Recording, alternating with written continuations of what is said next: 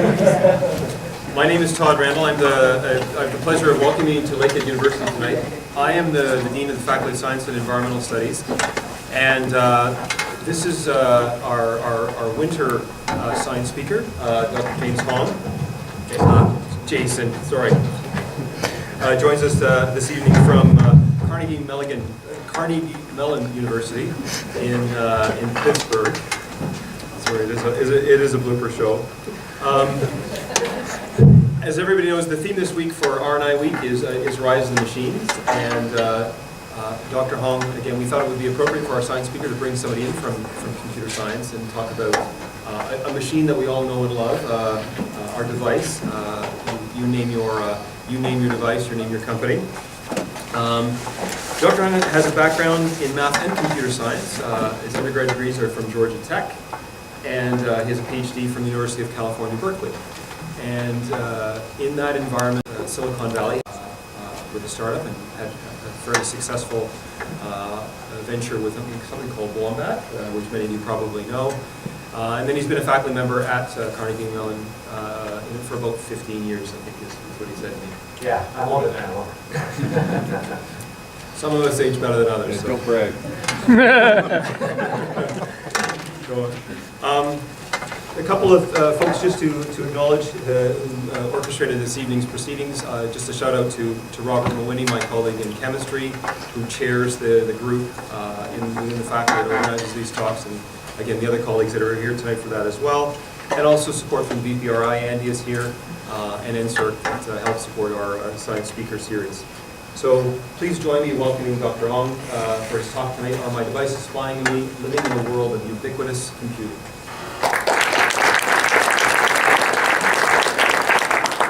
Alright, so start with sound check. So sounds like it's okay. Let's keep going. So I've been working on sensor-based systems for about 15 years now, and I'm going to start with a claim here. I think in the near future, our smart devices are going to know pretty much everything about us. They're going to know how well we're sleeping. They're going to know whether we're depressed or not. They're going to know how sustainable, how green we are too.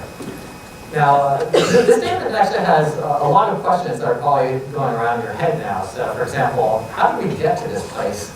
How does technologies work at all? And what are the implications going to be for society? And as you can imagine from the title, it's going to be more specifically about what are the implications for privacy. So let me start with that first question. How did we get here today? So for those of you who were around 20 years ago, you might remember desktop computers looked like this. They were gigantic computers that literally took up your entire desktop, and they only came in one color, which was ugly. And but today, 30 years later, today we have computers of all kinds of form factors and all kinds of colors, and all kinds of capabilities. So we have smart watches, we have smart glasses, we have smart speakers, and yes, we even have smart toilets that really bring new meaning to the term computer input. These really exist. I'm not kidding. These really do exist. And so we are really entering what a lot of people are calling the third wave of computing. The first wave of computing was just making computers work at all. And so this is basically in the 50s and 60s, where people were working on the microprocessors, the hard drives, the monitors, and just sort of getting to where we are with a modern kind of computer. The second one is networking, where we made all the computers in the world together so they could actually communicate with each other. And we're now at the tail end of that. And we're just starting to enter this third age, or the third wave of computing, which is has lots of different names. So some people call it ubiquitous computing. It's also called Internet of Things. Internet of Things is the more popular industrial term, so I'll be sticking with that one. But we have communication and computation, actuation and sensing woven into the physical world. So actuation might be the one term you might not be familiar with. It just basically means that you can manipulate the physical world around us. And all this was possible due to a variety of factors. We have cheaper computers, faster CPUs, better wireless networking, and most importantly, decreasing costs that are enabling this amazing kind of explosion of device form factors that I showed you. Now, what is this world going to be like? Well, it's hard to tell for sure, but I'm going to switch topics slightly to smartphones. The reason for this is because smartphones will give us a glimpse as to what life in this world might be like. Because they're the most pervasive kind of device that's ever been created. Every year, over 1 billion of these are sold. But also on top of that, they're incredibly intimate devices. So let me give you an example of what I mean by intimacy. So here's some fun facts about millennials. So 83% of them sleep with their phones next to them. All right, I actually do as well too. 90% of them check them first thing in the morning, and 1 in 3 admit to using them in the bathroom. And the other 2 and 3, well, who knows what's going on there. But anyways, this sort of gives you a sense as to how intimate these physical devices are. But it's not just the devices that are intimate, it's also the data that's intimate too. So here's screenshots from my own smartphone. And so on the far left side, you can see, my call log. And my smartphone knows who I know, and maybe even a little bit of how close I feel with them based off of the call log, the contacts, messaging, and other kinds of things too. If you got a hold of my phone, you can easily tell who my family members are, who my wife is, and other kinds of things too. Our smartphones in the middle also know where we go based on GPS data as well as the photos that we have. So here's a screenshot of Instagram. You can sort of see where all the different places I've been are. And you can also see on the right side, there's a whole array of sensors that are on these smartphones. So they can measure motion, sound, light, and so on. And so here we come upon the fundamental tension, which is on the one hand, these technologies will enable us to do amazing kinds of things for society. So when we have all these kinds of devices and combine them with some of these artificial intelligence technologies, we can do things that can improve healthcare, urban analytics, and physical safety. So let me give you an example of healthcare. If our devices know a lot about our physical activities, they can measure that. It used to be the case that we can only measure this kind of data inside the hospitals, but now we can measure it 24 hours a day, 7 days a week. So not in the hospital. And we can also measure things like your heart rate and your sugar levels and other kinds of things all the time. And we can also have these devices that can help change our behaviors. So you can imagine suggesting taking the stairs, or it's a great day outside, go take a walk. For urban analytics, some of the past work my colleagues and I did was looking at where people were going, their locations based on social media data, and we're able to learn a lot about the city that these people lived in and what kinds of patterns there were. And for physical safety, this is an incident that happened during the polar vortex a few weeks ago. I read this terrible story of one person who had an accident outside and then basically died because of the cold weather. Our smartphones could actually do something about that too, for physical safety, which is they know the temperature already. They can probably see that you fell down and you're not moving, and that could be a good signal to notify your friends nearby. It's like, hey, this person needs help. So all these things are really possible.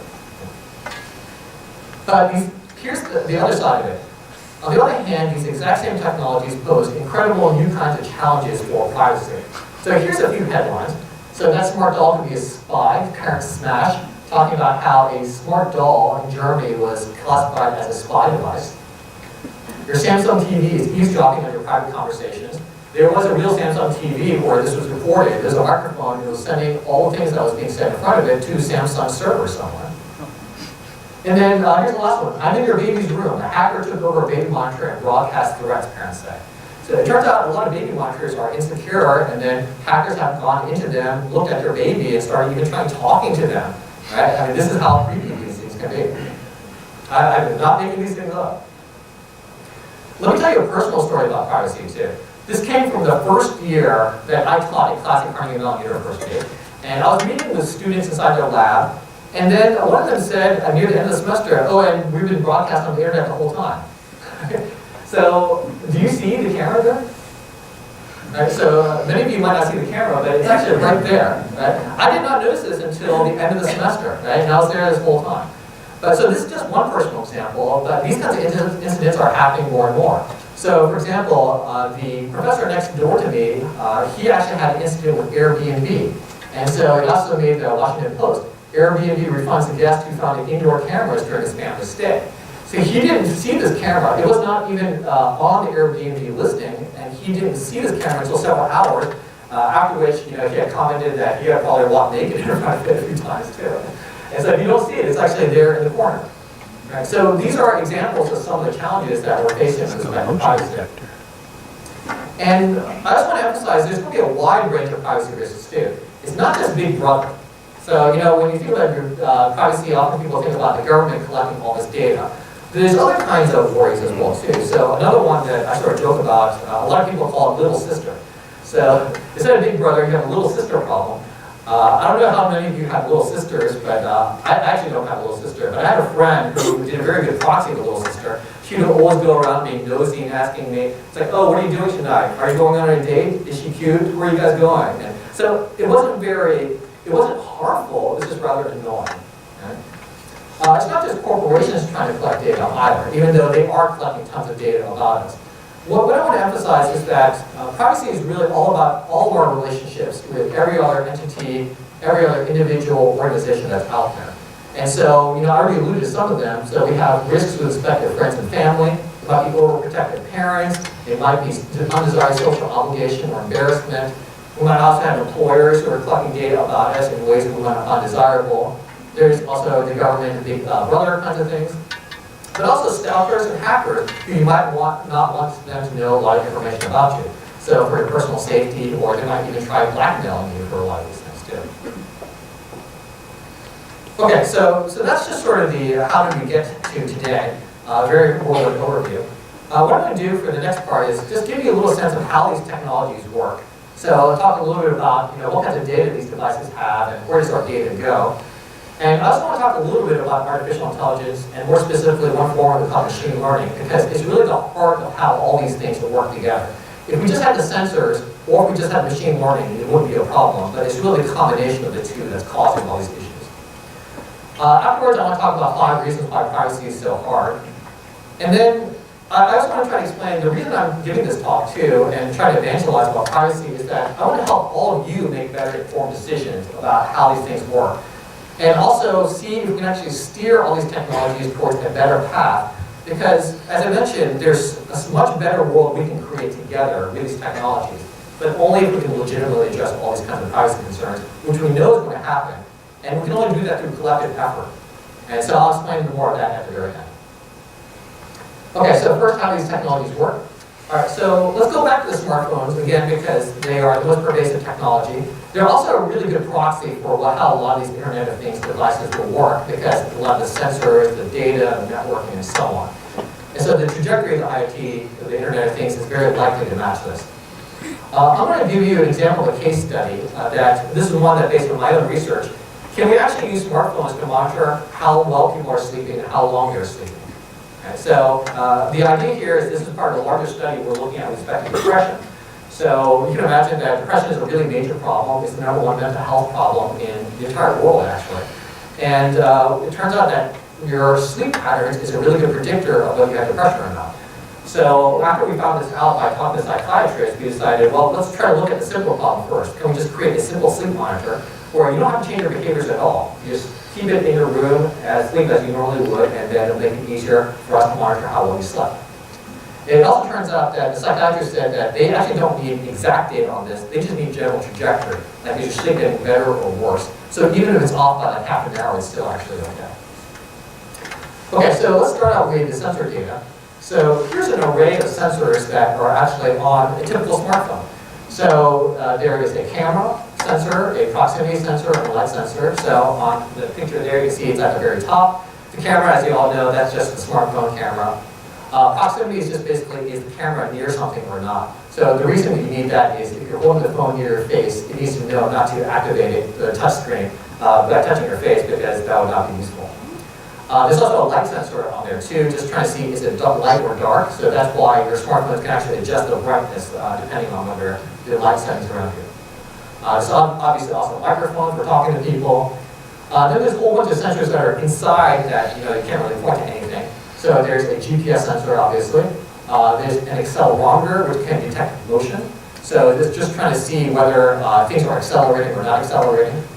There's a gyroscope, which can tell rotation, whether it's actually rotating. So if I were to scan across here, my phone could actually detect that.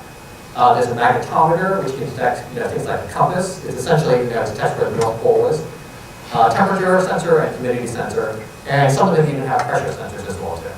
So as you can see, there's a whole bunch of these sensors, and people, a lot of technologies are looking at stuff even more of them into these devices.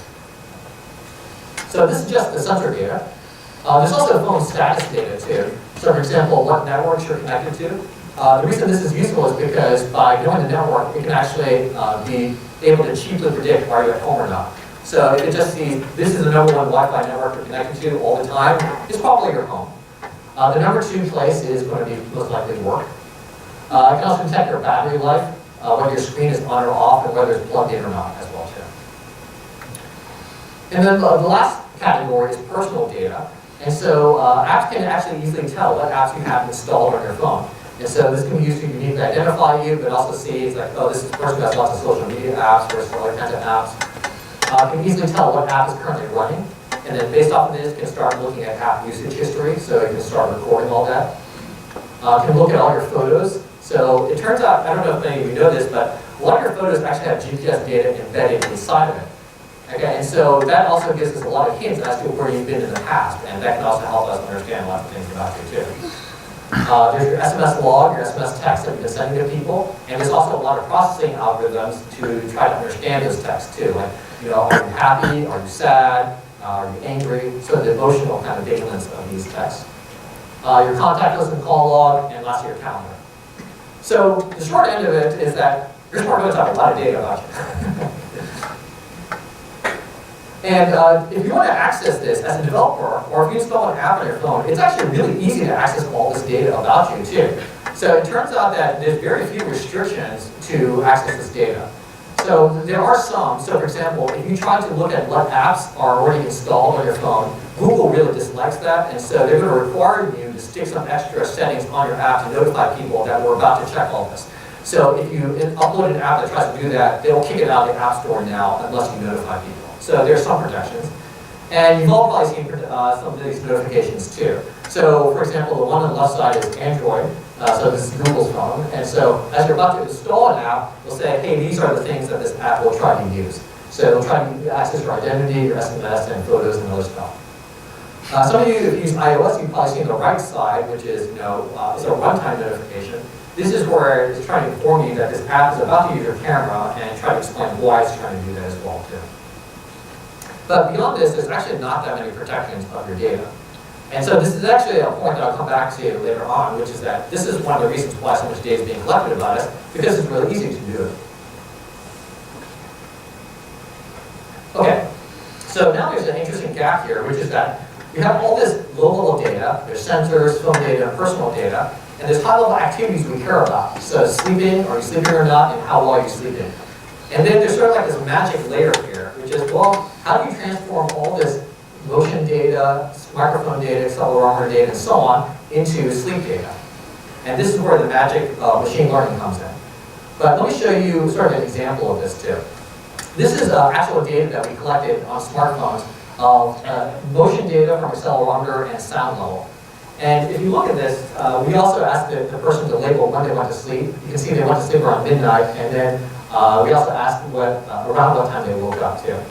But if you just look at this, you as the human can probably see, oh, this person probably went to sleep around midnight because that's when the motion stopped. That's when the sound level went really down as well too. Around 8 a.m., you can see that there's a spike of activity. That's basically their alarm clock going off. But you can see their alarm clock also goes off twice, which basically means they slept through their first alarm. But this is an example of what I mean, that you can actually learn a lot just based off of not even the actual what's going on in the microphone. This is just loudness of the microphone. And also just motion data. We don't even need to know exactly what's going on in motion, just sort of an approximation that there is motion or not motion. And this is sort of the intuition behind how the machine learning works, which is trying to look for patterns like this inside of the data. Okay, so I've been using the term machine learning, so let me give you a little bit more description of what that means. So machine learning is a really common kind of technique that's really popular today to try to make these kinds of classifications or predictions on data. Right? It's a really active area in artificial intelligence, and if you've seen any newspaper articles about artificial intelligence in the past 2 or 3 years, it's all pretty much about this one area of machine learning. And so a somewhat more formal definition of machine learning is to develop systems that can improve performance with more experience. So that basically means that's learning over time how to do things better. Now in this case, we can replace the term experience with example data. And so in this case, the example data would be just like the one I showed you. And if someone had labeled, here's when the person actually went to sleep for sure, and here's when they woke up for sure, and you can just give it several hundred or several thousand examples, then it can learn what the patterns are. Okay, so it's a really, really cool kind of area of work. So here, let me give you some more specifics as to how machine learning works. And this also gives you a hint as to why privacy is also hard too. So, I'll get back to that in a second. But the first part is that we gather lots of data. So we paid 27 people, we asked them to fill out a daily sleep diary, and we also installed an app on their phone that can collect all this data, like whether their phone is plugged in or not, what their location was, the microphone loudness, and so on. Then the next part is we designed features that will characterize the data. So features are just sort of one level of abstraction on top of the raw data. So for example, we said, okay, here's how loud the microphone data is once every minute. Here is what the light intensity is once every minute, and here's what the motion is from the accelerometer once every minute. Also, to give you a sense of things, the reason we did once a minute was that basically we didn't want to kill the battery. So as you're using the sensors, you also have to limit how often you're sampling the data so that you don't end up with a really warm brick that's just burning your battery. So basically, if you just do the dumb, naive thing and just sample as much data as possible, you're going to kill people's phones in maybe like 3 or 4 hours, so it's not very useful. Then the next part is you train a machine learning model to look at the data. So this is, machine learning here is really interesting because back in the 80s, it was a very esoteric area that people thought was just sort of like this weird kind of, all the weirdos were doing this. But now it is the dominant form of trying to find patterns inside of data. So this is why we actually are trying to collect all this data, is because now we can actually start trying to find interesting patterns inside of it. And so using these statistical approaches is trying to look for the patterns, in our case, sleeping or not sleeping. Then you measure the effectiveness of how well the model works against the original data. And you keep on repeating this process until you're actually happy with it, and then you deploy it inside of an app or some other kind of place. Okay. So there's definitely lots of details here, but hopefully this gives you a general sense of what's going on with how we went about doing things. And this is actually a fairly common process as to how any data is really processed these days too. Okay, so 2 good comments here. So the first one is that more data is almost always better. Right? So you can see there's an interesting title of this paper. It's called The Unreasonable Effectiveness of Data. So this is actually a riff on another famous paper in mathematics. It's called The Unreasonable Effectiveness of Mathematics. Why is it that math can model the real world so well? And so the person who wrote that was describing, here's all these different kinds of reasons why. And so there's a more modern take on this, which is, why does data work so well? It is actually sort of surprising that the more data you have, the better models you can build. Now, as scientists, it seems like, okay, that seems reasonable, but it actually isn't that obvious in terms of building sort of these automated approaches to finding patterns. But it actually does work. And so this is why people are trying to collect so much data. It's now that it's so much easier to collect data than ever before. We can get all the sensor data, social media data, web clicks, and other kinds of things, search engine terms, and so on. And so now it's far easier to collect this data, and more data will lead to better predictive models. So let me give you some examples of things that people can actually predict these days that are really close to being deployable. So some of these are already deployed, like what ads are people likely to click on? Google's already doing this, Microsoft's already doing this, every company that serves ads is already doing this. And of course, they want to try to build better predictive models. What books should I recommend to you? So if you click on here, you do these search terms, what are the best books that I should recommend? Are you pregnant or not?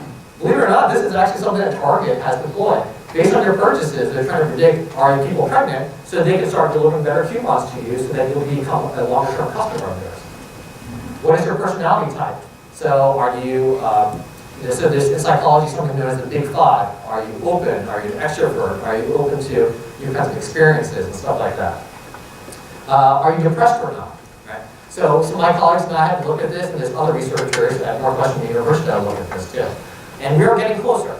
We're not 100% accurate on all these things, but they keep on getting better as we collect more data. All right, so that's the first comment on this. Here's the second comment I also want to make too. AI machine learning is nowhere near as sophisticated as you see in the popular media. I really want to emphasize this. So if you look at a lot of these, I don't know why, but they tend to always come in the form of machines trying to kill us. Right? So we have the Terminator, we have Agent Smith from Matrix, we have Cylons. Fortunately, in the bottom left, we had, from the movie Her, it was a love story instead of a kill story. So, if you haven't heard of it, I'm not going to spoil sort of the general premise, but a person falls in love with this artificial intelligence. Right? And once it starts dating her and so on. But we are nowhere near this at all. Okay? In fact, this is close to the state of the art of artificial intelligence. Right? And this is something that, my 4-year-old daughter can do this too. So it sort of gives you a sense as to where we are with computers. And here's another one that shows you more of the state of the art. The ones on the top row, you can see it, these are the ones that can be accurately done for captions. So in the middle there it says baseball player is throwing ball on game. The one at the bottom are all the mistakes. So the one at the bottom middle says a cat is sitting on a couch under remote control. That's clearly not a cat. The one at the bottom left, the young boy is holding a baseball bat. Okay, clearly not a baseball bat. So to give you a sense of things, if you imagine that human intelligence is 100, AI today is like at a 3 or 4. Okay, so we don't have that many worries today about them conquering us. So I just want to make sure you understand that. So the reason I'm also saying this too is that a lot of the popular press about artificial intelligence and machine learning keep on talking about intentionality and the worst kinds of cases and so on. And this works really well for sci-fi, but again, we're nowhere near this. These systems only do what we program them to do and also what they are trained to do based on the data we give them.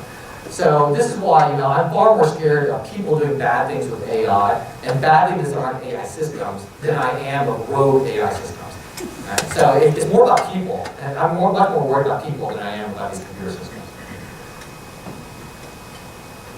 Okay, so coming back to IoT. So we have this fundamental tension again, that on one hand, these technologies can do amazing good for us, but they also pose these interesting challenges, societal scale challenges for privacy. So what I'm going to do over the next few slides is try to explain to you, why is privacy so hard?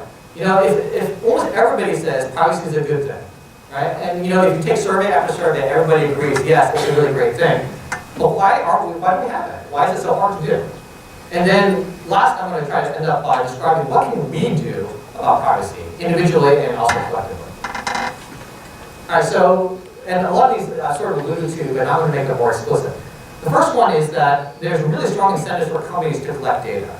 So as I already mentioned, it's easier to collect data than ever before, and now we can create better kinds of models about human behaviors than we could ever do before.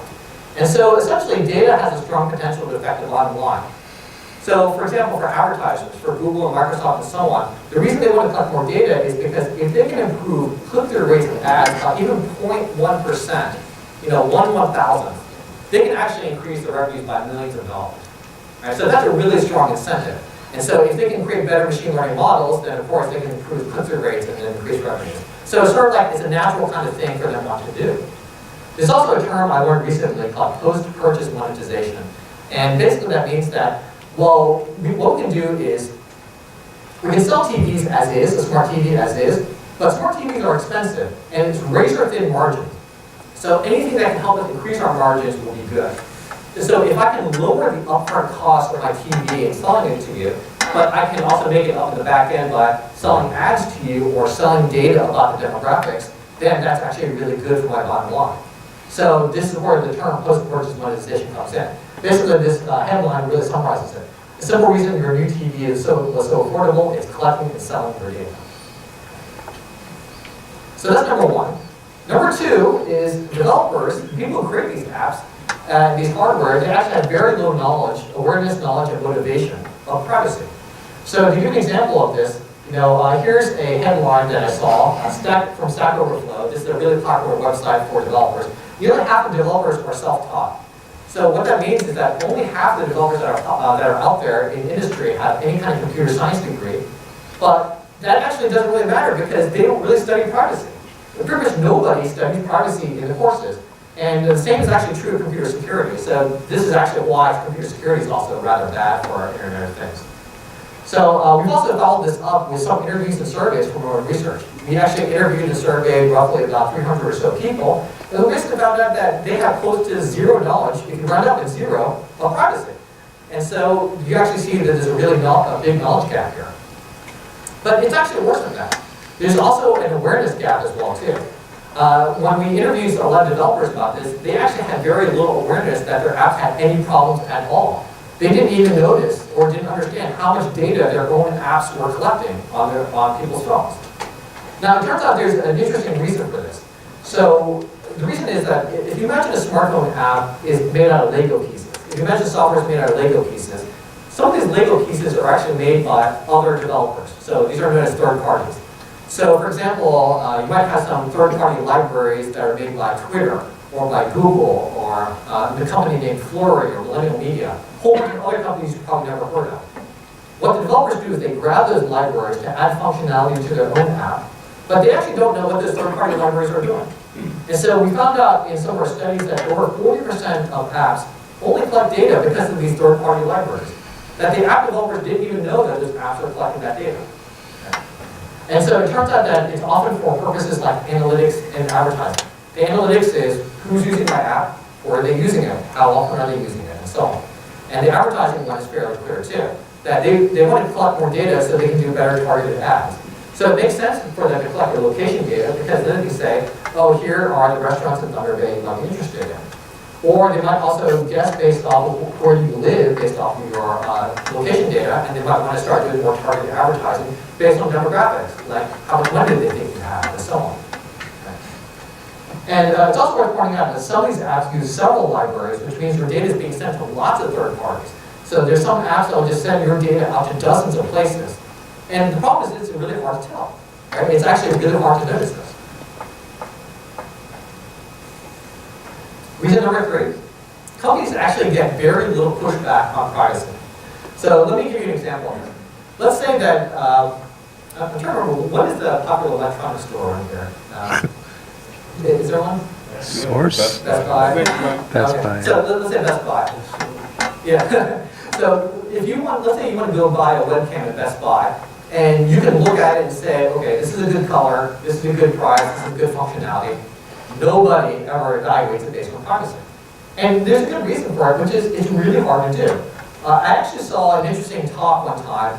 This is a super hacker and was trying to understand what did this one webcam do. It took this one hacker a month of his expertise to figure out, oh, it's sending your data over to China.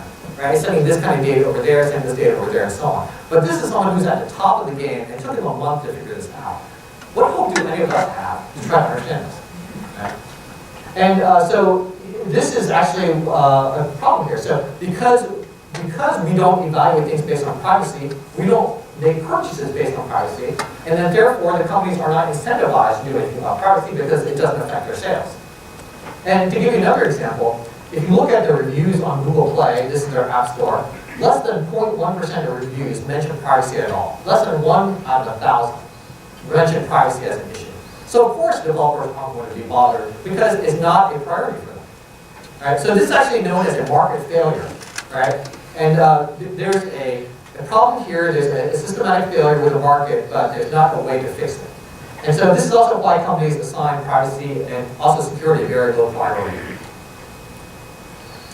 The fourth one is, it's actually really unclear what the right thing to do is. Let's say that you are a company and you really honestly are trying to make a best effort to try to do the right thing. All right, so let me give you an example of what the current best practice of the right thing to do is. Here is the New York Times privacy policy. Okay, so I'm just wondering, has anyone in the audience ever read a full privacy policy before? Okay, so we have one person. Was it for a class? No, it wasn't, but it was very boring. Okay. Yeah, so I mean, pretty much the only time I generally know people reading it is when I assign it as homework. Okay? Because nobody reads this. It's rational not to read this because it's a lot of effort with a lot of weird terminology for unclear benefit. Right? But this still is the state of the art. And now we have other kinds of problems too. So if you're a developer, what is the best way of informing people of the privacy practices you have? Because we know that you can't show it inside a privacy policy, but it's actually sort of worthless. What is the best way of storing data? It's actually not clear what the best way of doing it is. What is the best practices for trying to assess what is and is not acceptable from the end user's perspective? We actually don't have any clear methods for practitioners to try to figure this out. I also want to emphasize that the business metrics are also unclear on this too. So what I mean by this is, I did a startup a while back ago, and I was on the board of directors, and we would talk about metrics like the ones I'm showing you here. What is the lifetime value of this customer? So lifetime value just basically means how much money do we make in 1 year, and you multiply it by 10 or 20. So apparently lifetimes are about 10 or 20 years as a customer. But I mean, that just gives you a rough estimate of how much value can we get out of each customer. What's your customer acquisition cost? How much does it cost you to get a new customer? What's our year-over-year growth and so on? There are actually no metrics for privacy. Okay? And so because there's no metrics, then it's also not something that's mentioned in the boardroom, and that's also not something you can also optimize. So one thing I also want to emphasize, if you ever talk to computer scientists, we are really good at optimizing things. Give us like a basic software, and we start hacking on it, try to improve the performance here and there, improve the usability, security, and so on. but that's only useful if you have clear measures to show that we're making progress. There actually aren't any really clear metrics, unfortunately, for privacy, and this also makes it hard. And here's the last one. The burden on end users, which is all of us, is actually too high. First off, we all have to be constantly vigilant. So this is just like the example I gave with Airbnb and with this, the camera that I showed you in the class I taught. But also, individuals have to make too many decisions. Here's examples of decisions you have to make every single day. Is this device good with respect to privacy, so I know whether I should buy it or not? Should I install this app or not? What are all the settings that I should know to protect myself? What are all the terms and conditions? And then you also have to know a whole array of terms, trackers, cookies, VPNs, anonymizers, and so on. It's hopeless, right? I mean, you literally require a PhD to be able to understand this, and even then, it's really hard to manage all of it, too. I don't know about you, but I would prefer to actually spend time with my daughter than to actually try to spend my time trying to protect myself from all these things, too. Okay, so what can we do about this? Okay, so I want to emphasize it is not hopeless. Okay, so I know I'm hopefully I haven't completely depressed all of you with how difficult this is. There's no question, it actually is a very difficult situation. I don't have all the answers, but what I hope I will be able to do here is, be part of an ongoing conversation with lots of different people, lots of different kinds of groups, that can also help stir some action too. So what I'm going to do over the next few slides is, offer you some suggestions as to what you can do. So if you are a journalist, what I would say is learn a lot more about computer privacy and report on bad actors and bad devices. The reason for this is that we found in our work that a lot of companies are very responsive to bad press. And so they're very sensitive to this and they'll want to fix this. Right? So oftentimes it's because, again, you're not getting pushback against this. So this is one way to get pushback. If you're a student or a researcher, there's actually lots of ways you can help too. So one I would say is try to address privacy for a specific vulnerable group. So what I mean by this is, for example, children. There's a whole bunch of privacy laws around the world that you can't collect data from children. In the United States, that's defined as age 13 and under. So what you can do is try to find apps or devices that do try to collect data on children, and then you can actually push back on them. You can actually tell the developers, hey, I think that you're violating these laws. Or, go work with a journalist and try to have some bad press. These companies will respond to that. Another case would be intimate partner violence too. So even if you're not a technical person, this is something that you can help with. So intimate partner violence, basically this is where spouses are physically or mentally abusive. There are stories, lots of stories where these partners will install spouseware, basically spyware for spouses, onto someone else's phone to track their location, to read their messages, to make sure that they're not doing anything that they would not approve of. So if you are, say, a lawyer or a journalist, or if you have any kind of technical skills, you're going to help people who are stuck in this intimate partner violence and try to help get them out of it, or try to inform them that they might have these kinds of spouseware on their phones. There's actually some simple or some rather straightforward ways of trying to see if some of that software is installed or not. So these are just examples, and they don't even require, some of them do require more technical skills, but not all of them do. Another one is, if you do have more technical skills, try to analyze what these devices are doing, again, work with journalists to make that more public, or build better tools for developers as well, too. Right now, as I mentioned, developers just don't know what they should be doing about this, and you can actually have a lot of kind of opportunity here. And in fact, I would even encourage some of you to think about this as potential startups, because now with new regulations, known as the GDPR, the General Data Protection Regulations, that companies have to do this if they want to do business in Europe. So now there's actually a really good kind of business opportunity to work here. And also, if you're an instructor, it's really great. You don't have to do the work, you just get your students to do this. So assign it as a homework assignment and try to have them leverage it so it can also offer some societal good there too. If you're a developer, try to learn more and advocate within your company. Again, because of the GDPR regulations, now they have to, pretty much companies have to do this, and so people have to spend a lot of effort on this. But now you have an opportunity to try to figure out what the privacy standards should be for your industry or your company, as well as trying to figure out what is the right way of doing privacy reviews. So there's a lot of kind of opportunities there. If you're a policymaker, don't let companies get away with individual choice. So what I mean by that is, the companies will often say, hey, we gave them all these bells and levers. It's really up to the purchasers, our consumers, to manage their own privacy. Like I said, we just have too many decisions we as individuals have to make. That just does not work very well once you have dozens of devices. So I would encourage you to think about, well, what are other ways of trying to manage the privacy outside of the individuals? So how do you make it so organizations have to do it, or the corporations have to have privacy by default? And if you're a consumer, don't buy that cheaper smart TV, right? Make sure you try to pay attention as to what kinds of sensors are inside these devices. Be more deliberate and do some research before you purchase those things. If a deal sounds too good to be true, maybe it is because of this post-purchase monetization. And lastly, give feedback to companies about privacy. As I mentioned, if we receive almost zero feedback about privacy, this is a way that you can actually help. So I want to end here by saying that there's no single solution for privacy. I think privacy is going to be a lot like literacy or a lot like civil rights. It's something that every single generation has to put a lot of effort into. There has to be sort of a collective will and also a general consensus that this is a really important thing for us to be doing. It's going to require a lot of different kinds of forces. It's going to require market forces, legislation, education, and new kinds of technologies to help mitigate these privacy problems. It will be hard, but I think we're still in the very early days of the Internet of Things, and so we can steer it onto a better path.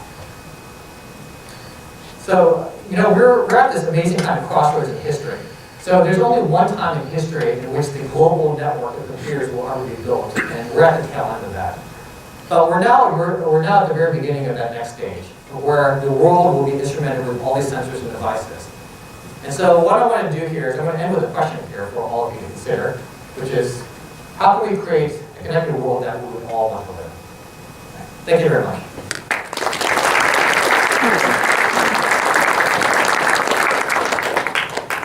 I'm going to answer any kinds of questions you might have about privacy or AI or so on. Yeah, I actually have a question. So just background quick. Before I entered my master's, I was basically for my thesis, I reverse engineered basically kind of what you talked about at the start, a children's toy that we were able to turn into a recording device. It was basically a lack of basically they were using customized Bluetooth services without any knowledge of privacy. My question to you is, do you think something like that should be restricted? Like, should we not allow people? Basically, with services like that, should they not be allowed to implement their own, or should, basically allow them to have full freedom? So how much freedom should companies have to build their own networking and their own servers? Exactly. Or should there be basically, like with Bluetooth, should we follow the max regulations or stuff like that? Yeah. I think this is a tough one because on the one hand, you don't want too much regulation, especially if it might get out of date very quickly, but you also don't want the under-regulation. My general feeling on this is that it's probably better to figure out what the general best practices are and then try to find other mechanisms for supporting those best practices. So it could be through education or blocking in tools or even cybersecurity insurance.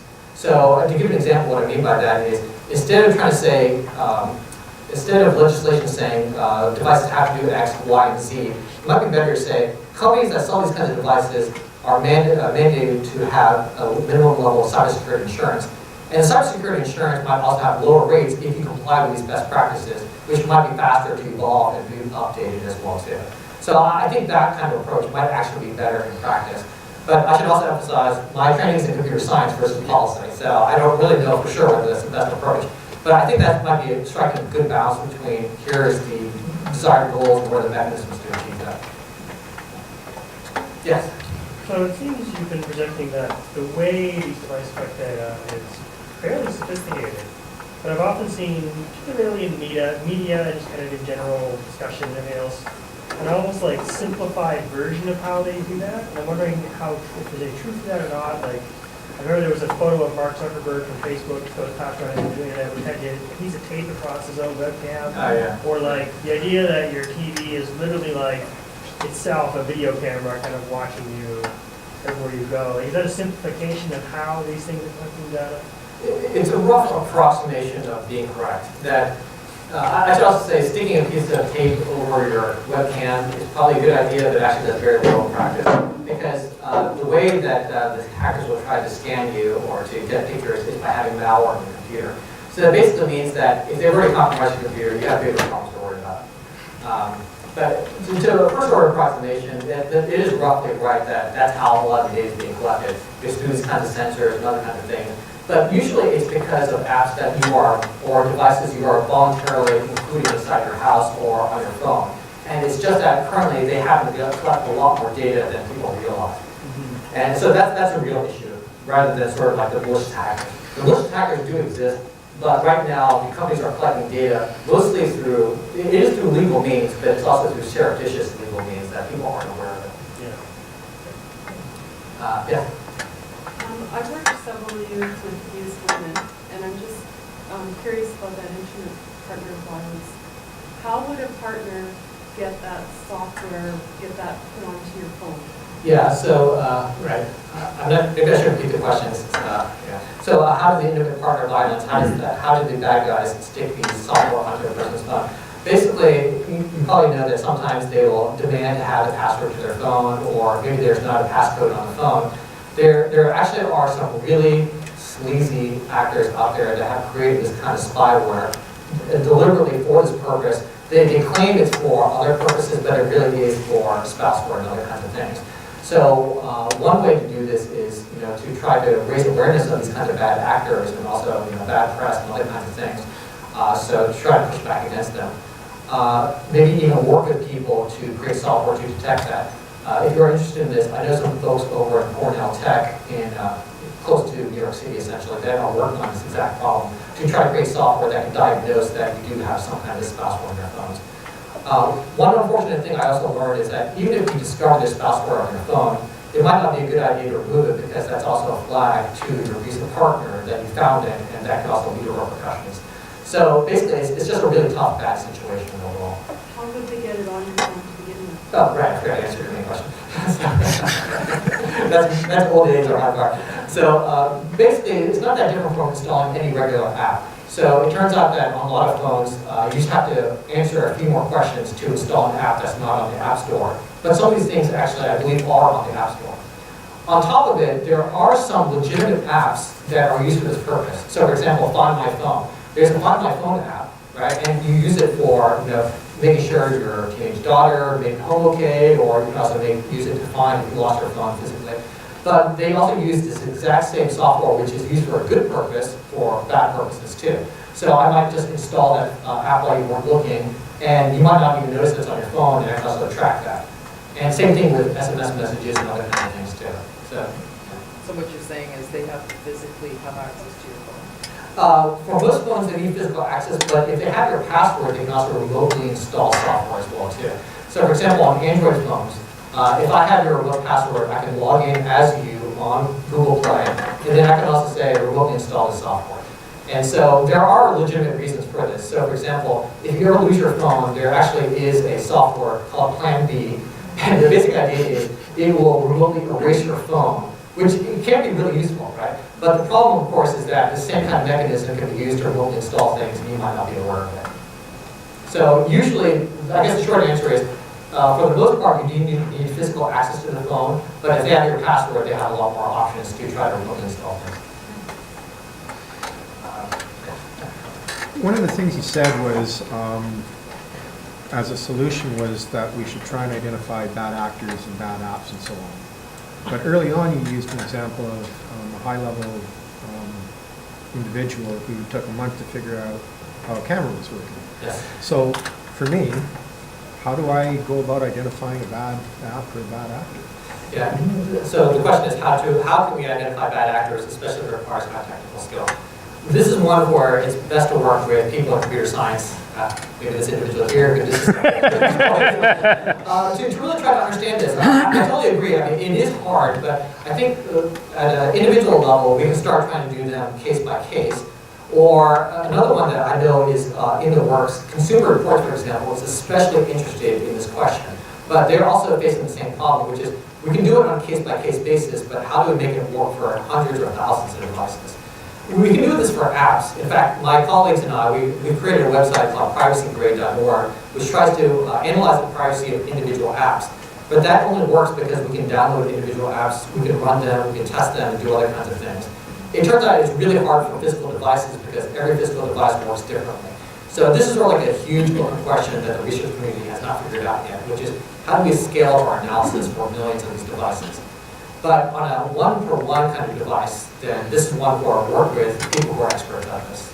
Unfortunately, that's the best answer we have right now. Yes, in the back. Thank you for your lecture, because for the last 20 minutes I've been turning things off on my phone here. And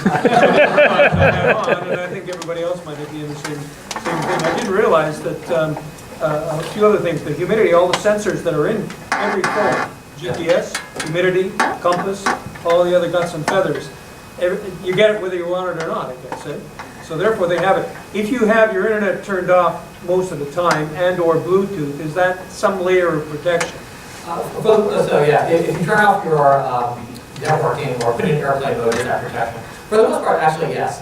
A lot of these apps, they tend to only send data if they have a current network connection, and then they tend not to do it if they don't. So spouseware is an exception. The spouseware one will try to collect in the background and we'll try to upload later. But for the most part, you have to think about it from the corporate perspective. From the corporate perspective, they just sort of care about what the person's doing right now. They might not care so much about the past and all those kinds of things. They're trying to figure out the line between what is acceptable creepy and what is not acceptable creepy. And so trying to figure out that line is sort of like a really tough one. So, for example, most of these corporate actors, they will not try to get your photos because that will be crossing the line of creepy. They won't try to get your SMS messages too. But they will try to get your location data because they think that's mostly okay as well.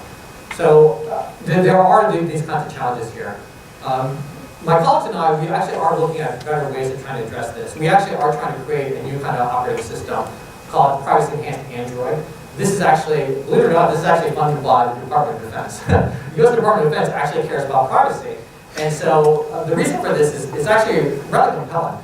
So if you remember the Boston Marathon bombing, it was a really tough case, and there was a lot of data that was collected, but it was really hard to access it. Imagine if our phones were collecting data about us all the time, but it's not shared with anybody unless it's an emergency situation.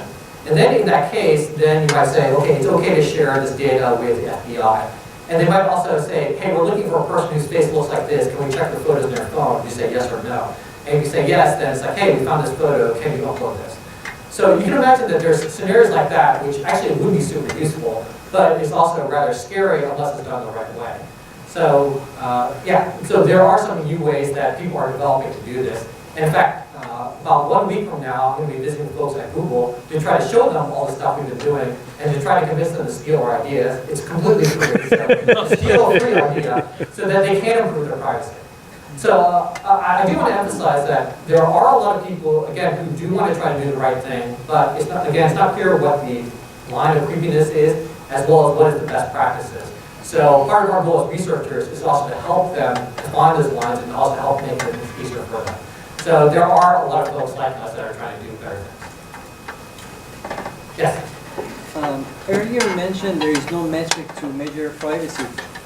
I was wondering, have you proposed or are you proposing some sort of scale to measure privacy? Yeah.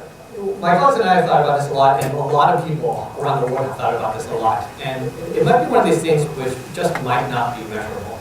And there are some things that are measurable. So, for example, if you have a database and you want to know how identifiable any single individual is in the database, there's actually some pretty good ways of doing that. But it's a very narrow case, right? And we don't have like a general metric, like, so like I was comparing, like, what's our revenues? What's our customer acquisition cost? Those are very clear, very well defined. It's sort of the same thing with security. People are trying to do the same thing with security, but there's not been a lot of success there. Usually what they try to do is they have a checklist and see how many things you check off that checklist. We could probably do the same thing for privacy, but it's not clear to me how much that actually improves things. So let me give you an example of what I mean.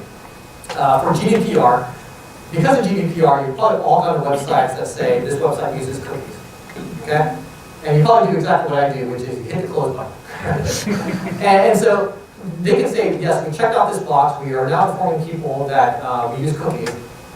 But does that actually improve privacy at all? I mean, I have not met any single person who thinks that that's actually improved privacy.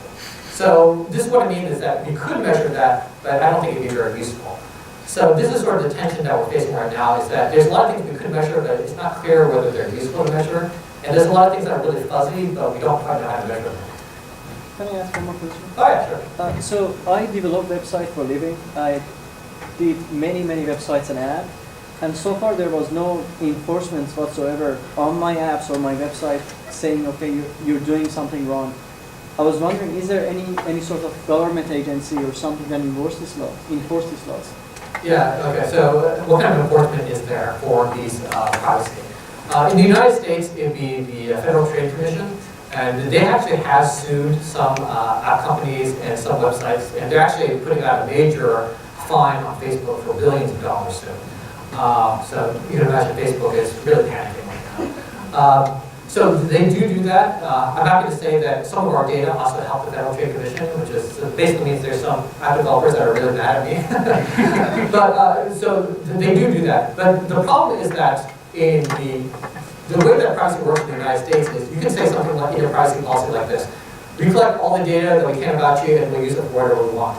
That would be close to being legal, actually. And that's sort of the problem that we're facing, because it's mostly, are you complying with what you said you did? Right? And versus, is it actually useful? In Canada, I think there is a privacy commissioner, but I'm not sure how the privacy laws work in Canada, unfortunately. And in the EU, there's now the GDPR, and there's lots of fines being levied against Google, Facebook, and other kinds of things too. So there is some kind of enforcement. That's the good news. The bad news is that enforcement is really hard because at the Federal Trade Commission, it's pretty much all lawyers. They have only a few, maybe one or two, or maybe a handful of software developers. So they actually can't collect the data that they need. They can't really analyze apps. They rely on computer scientists to sort of solve this problem for them. But the problem is that sometimes they need the data in like 6 months, and we can't really do that in 6 months because we can't publish papers in 6 months. So there's sort of like this huge mismatch there too. So this actually is another kind of opportunity if you're interested in, how do you scan these apps or websites, how do you understand what they're trying to collect, how do you know what's going on as well too. So there's a big opportunity there. Yes? So kind of a different perspective. Would you recommend specific devices? Are there differences between there's always the iPhone people and then the non-iPhone people? Do different devices, do different companies have more privacy or more options for privacy? Okay, so the question is, getting better in the field? yeah, so are some devices better for privacy than others? In particular, iOS and Android are probably the most common ones. But for IoTs, those are just for smartphones. For IoT, that's going to be a separate question. So let me answer the smartphone one first. Apple is probably going to be better about privacy because it's not part of their business model. Their business model is to sell hardware. And so they sell you the expensive iPhone, and they don't have an incentive to try to collect data. And as researchers, we know that they're doing some things to improve privacy, but it's actually hidden from us what exactly they're doing. So they have a lot of press releases. I believe that they actually are doing it, but it's unclear what it is. For Google, the challenge is that they do have an incentive to try to collect data for advertising reasons. I do know Google does have a very big privacy engineering team. I know a lot of the people there. I know that they are very good in trying to do the right thing, but it's also, again, you have the problem of, here's something good for privacy, there's a lot of money over here. And you can sort of see there's a really big tension. Right? But below that, I think the hardware is less of the issue. It's more the apps that are being installed, because it's the apps that are really trying to collect data. If you imagine that you're an app developer, it makes sense that you want to make money. I mean, of course you want to make money off of your hard work. But the problem is that there's just an incentive for the advertisers to collect lots of data about you. So even if you are a good developer, you're going to add one of these advertising libraries, and again, a lot of data is just going to be collected that way. Then we get to the IoT question, which is that it's going to be a huge, ugly, Wild West mess, which is that we're going to have lots of developers who don't know what they're doing at all. And they're going to just try to, some of them are going to collect data, some of them won't, some of them will be really bad about privacy and security, some will be good, and so on. That one's going to be really hard to tell. But it's going to be very, very messy and ugly for quite a while. Yeah. Oh, yeah, go ahead. Sure. So just follow up. So on my previous phone, I was able to uninstall various apps. And I can't do that on this phone. So I'm wondering what's going on with that. Like, are they evolving so that you can't actually control what's on your phone? Is it an Android phone? Yes. Oh, okay. The odds are high that it's probably some kind of, like, let's say it's Verizon branded or AT&T branded. I don't know what the telcos are here. Then what they do is sometimes they'll modify the Android operating system and install their own app. So for example, I have this really annoying NFL app. I don't really like football. I have this annoying NFL app that I can't delete. I mean, I could delete it, but it's not really worth my time to remove my phone and get rid of it. But yeah, that's basically what's going on. There are some ways of deleting it, but it's sort of like a real pain. Well, it's giving me the option to disable it, but I can't actually get rid of it. Yeah. That's basically what I have on my phone, yeah. Is that a new thing? Is that? No, that's always been around. Yeah. Oh, okay. Yes, go ahead. Yeah. I'm more concerned with, so you remember the terrorists in California, and they had the iPhone, and the FBI told Apple, you must break your own security, and Apple refused. Yeah. So what is the state of that now, that lawmakers, law enforcement, the government disallowing privacy? Yeah. So I'll answer your question first, which is what happened to it. Apple refused to unlock the phone, and then what happened is that there was a third party, I believe it was some Israeli company, that happened to know some kind of breach in the software that would enable them to unlock it, so they got the data that they wanted. Odds are high that they didn't, my guess is they didn't really learn anything they didn't know already. I should let you know, the vast majority of computer scientists were actually with Apple on this, about not unlocking the phone. The reason for this is that if they make the phone unlockable for this case with backdoors and other stuff, then first off, how can they refuse other legitimate claims from, say, China or Russia or other kinds of countries we might not like? So that's part number one. Part number two is, if they did have a backdoor, odds are high that that backdoor would eventually get exposed to lots of other people's phones. Millions of phones could also be exposed. So that's also another kind of thing. A lot of politicians will say, well, what if we had like a really super secret, secure kind of backdoor? In history, in computer science, we've never been able to do that. And so that's why it's probably an extremely bad idea that it's not technically possible. And if you made it weak, then it will make it so that everybody's phone would be much weaker and much more amenable to being breached. So that's why a lot of computer scientists were with Apple on this one. But that doesn't. Oh, what was the civil liberties issue in the balance? Well, I guess what I'm saying, I know the argument that people will make to the politicians that are like, oh, I don't do anything wrong, so it only hurts the people that are doing things that are wrong. I mean, maybe this is more of a philosophical issue than the technical issue, but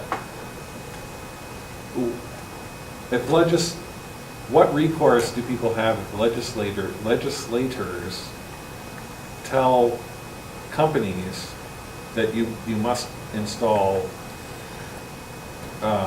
backdoors? Or do we? Well, it is a really tough one, because in certain cases we do have backdoors and they are legal and sort of do make sense. So, for example, there's a law in the United States called CALEA. I forgot what it stands for. The LEA, the last part, is Law Enforcement Agency, I believe. But it basically allows them to put pen taps, which is like to listen in on phone conversations once there has been a warrant passed in.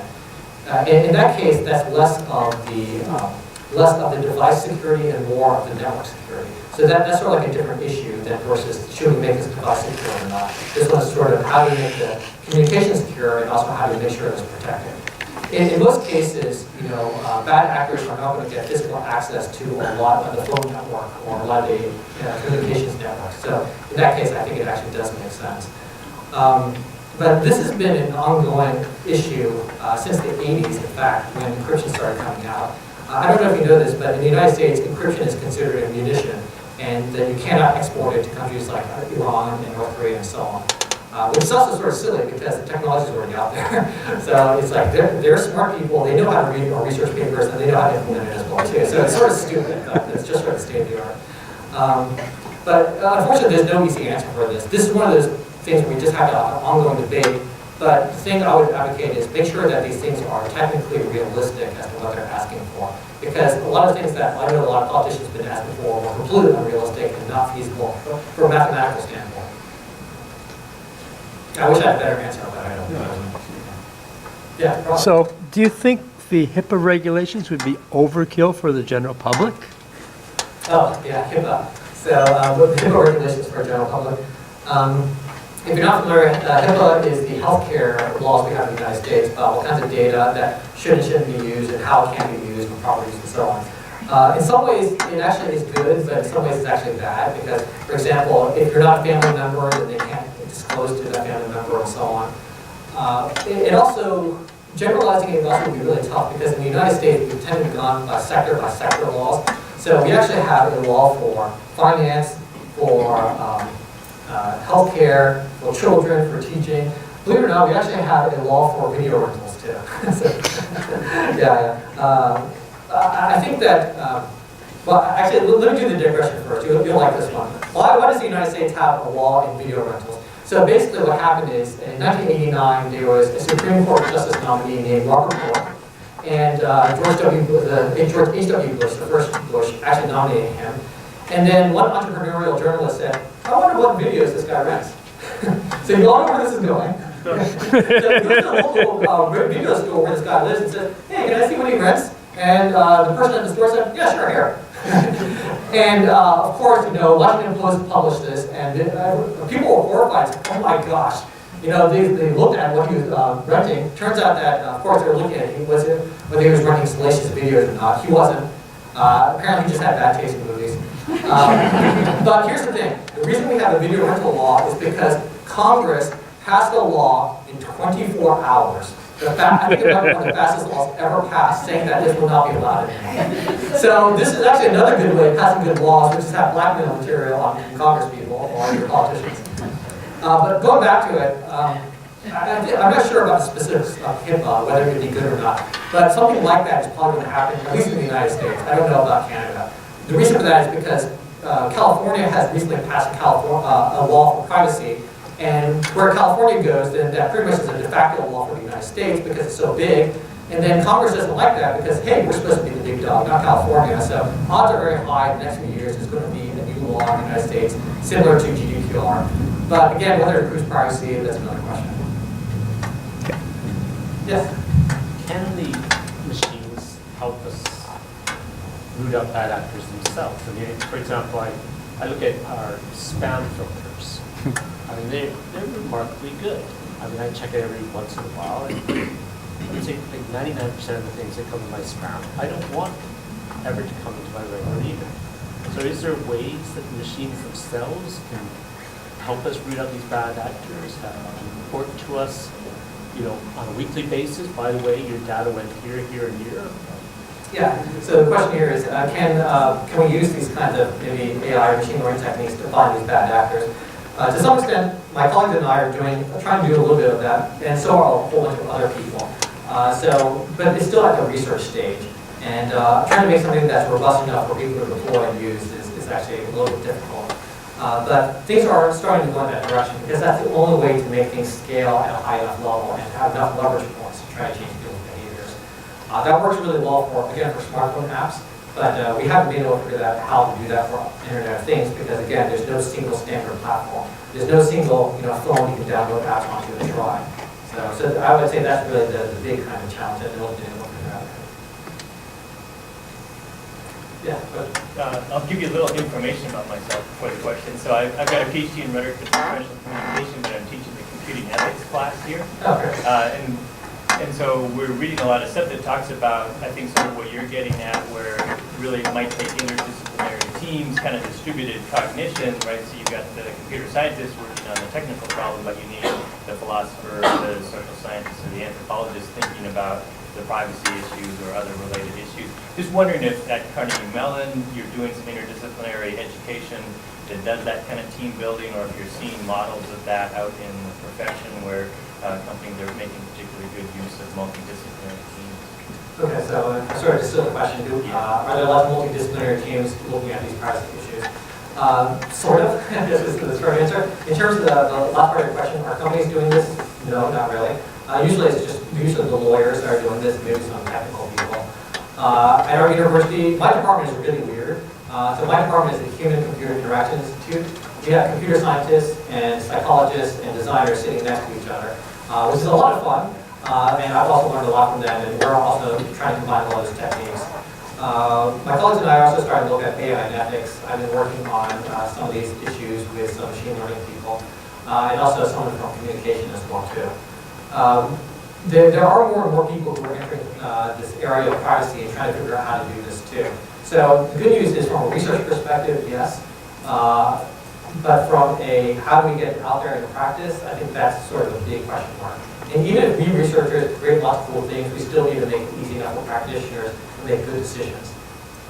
So the answer is sort of, but we're not anywhere near as far as we should be. How much more time is there? I was just going to say, maybe we'll take a couple more questions, and then there'll be some time we can gather in the hallway, and Dr. Hong can answer some more questions out there. So maybe just two more. Yeah, okay. So, yeah, hold on. Anyone else? Okay, so out of curiosity, just wanted to get your opinion. So just like when I was studying security, one of the things that people often comment on is that the greatest vulnerability in any system is the person because of things like social engineering aspects like that. Now, just looking at this greater problem, like with the Internet of Things and ideas like that, do you think the inherent problem in terms of like solution is people themselves or the policy? I guess with the security policies, because I've heard different opinions on this, and I'm kind of curious what yours is, especially That seems like a tough question to answer. So the question is sort of, is the problem more of a policy issue or people issue? My training is in computer science, but in human-computer interaction, we have a reflex to not blame people for things. Yeah, I know. Right, so that's why I have a huge bias towards this too. But then policies are also based on what people want as well too. And so it's not clear to me that there's any single source of the problem. It partly is like we have limited cognitive abilities. We don't want to read through those long privacy policies. It's also partly like all the incentives I showed you as well too, that there's strong forces that get us to want to collect more data. There's also a lot of bad actors out there that want to try to collect data, spouse for and other kinds of things too. So it seems to me like, I'm not sure there's any single clean answer to your question. Because almost every privacy question is very contextual. And so corporations versus individuals versus government and so on, they all have very different kinds of responses. So I think there's not a single answer for it. Okay, fair enough. Okay. I'll go to the last question with you. Make it a good one. Thank you. Not a mention of the self-driving car, which is probably going to be ubiquitous pretty soon. And it's got a whole armory of sensors.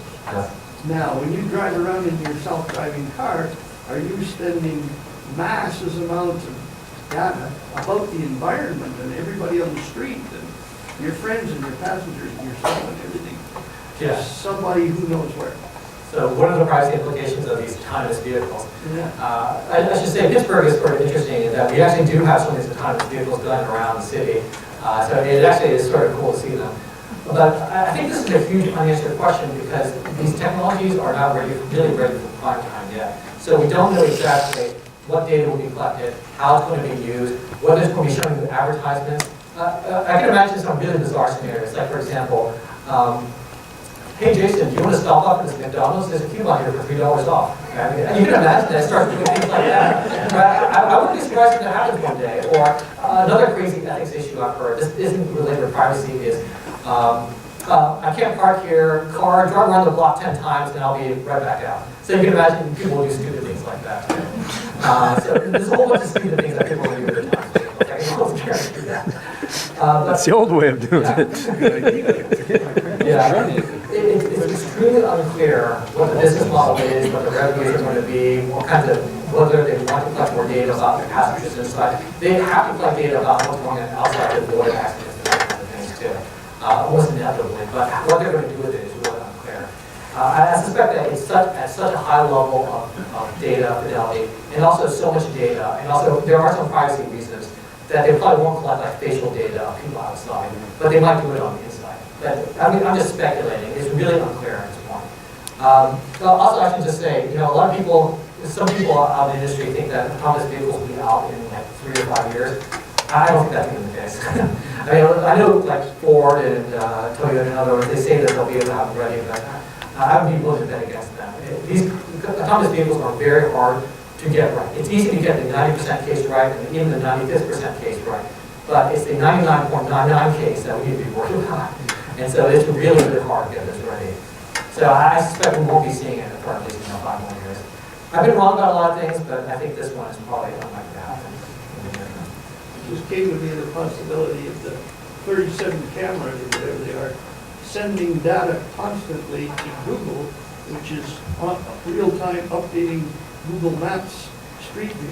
Oh, yeah, odds So are, every car around is scanning the yeah. So would they be updating Street View real time? Odds are probably low because that's just too much data for them to handle. massive data. But people have tried somewhat live kinds of maps before, but it's not clear there's a huge use case for it. Okay, thank you very much. I'll still be around for answering questions.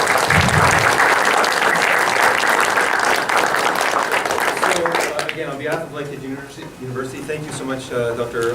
Hung, for joining us all the way from Pittsburgh. We're glad the weather allowed for you to get into the small one of the Feather Bay, and a small token from the faculty. And I welcome you to join us in the hallway with Dr. Hung. I think there should be some refreshments still left, and I'm sure he'd be willing to entertain any more questions that you might have for the next little while before you go home. Thank you for joining us. Enjoy the rest of Research and Innovation Week at the university. Thank you.